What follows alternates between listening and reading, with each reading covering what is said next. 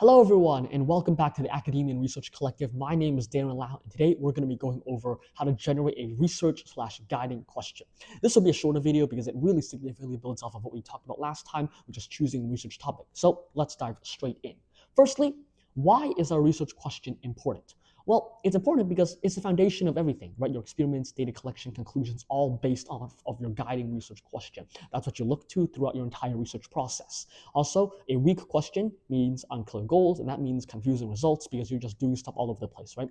Your research guiding question should set you on the right path throughout your entire research process. And lastly, a strong question means you have focus, direction, and purpose, and it's also specific, right? Remember, when we talk about choosing a topic, it should be specific. It should be based on a topic that you can actually research, and we'll get into that in just a second.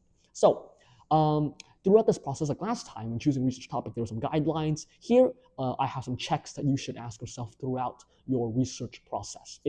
Can this question be answered with data, experiments, analysis? Is there already some research but room for more? Or do I have access to tools, people, and resources to explore this? Especially for the last one, if your research question relies on you colliding two electrons together, you probably don't have access to that technology. I mean, if you do, that's great, but probably most of us don't. So it should be something that is feasible. Now, next is an example format. Here are the formats that I think are super useful when trying to craft a research guiding question. First one is the how, why, to what extent. So how does blah, blah, blah, why does blah, blah, blah, or to what extent does X, right? Next one is does X affect Y? Or what is the relationship between X and Y in context of system? So in your topic, how do these two variables interact with each other? Last one is what factors influence something in, once again, your topic. And there will be examples of all of these right now. Here's an example. Topic is teen sleep and school performance, and your guiding question is how does sleep duration affect academic performance in high school students? I'm using the how format there. Now, here are some more real-world examples, so you can stop to pause to read them. But what I want to get to at this point is that while you're choosing your topic and reading all of those papers like we talked about last time, you should be formulating a research question along with it. Because as you read more, maybe you'll read about a problem that you want to solve. Maybe this problem has specific factors in it. You're reading about the technology that is currently used. And as you're reading about all of these things, you should be formulating in your head about a research question or something you want to improve on. I think that choosing a research topic and choosing a eventual research question kind of are in parallel with each other, because as you narrow down on the topic, you'll naturally be able to come across a research question, something you want to test in the context of something else. So just as you are reading your research paper, start thinking about those research questions and what is the guide you want for the eventual research you'll be doing. Because in doing all the topic research, you're reading about all the things you're interested in, whether it's AI or like something in biology, medicine.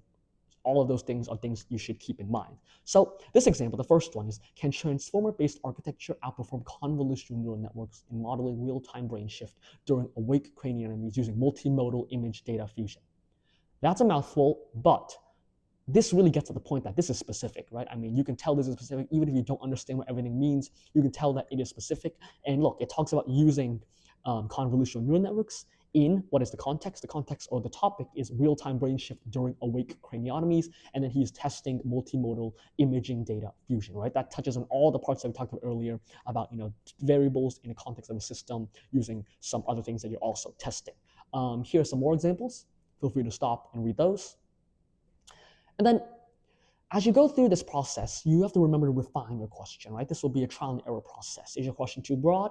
You should narrow it. Is it too biased? You should neutralize your wording. You don't want a research question that is already leaning towards a definitive answer, right? But your research question should be guiding your research, and your conclusions from your research should tell you an answer, not your guiding question. And then last, is it just a yes or no question? If so, maybe you try to open it up to more analysis, more nuance, right? Like a how question is always great to beat this, right? How does something affect something? Because that is not just a straight yes or no. I think nuance is great, in the real world. Not many things in this world are just black and white. There's usually a lot of gray area. That's what research really gets at. And so just remember, I really want to drive home the fact that trial and error is key here. Throughout all of researching, you'll make a lot of mistakes. So coming out of a research question, you'll probably start with research questions that are a bit just okay, and then you'll slowly refine it. And that's important. Have patience to slowly refine a question, because if you have a good research question, your rest of the research process will be significantly smoother. So Yeah, that's it from me today. Thank you for watching the Academia and Research Collective. We'll see you next time where we talk about how to create hypotheses and engineering goals from your guiding questions and from your topic. See you there.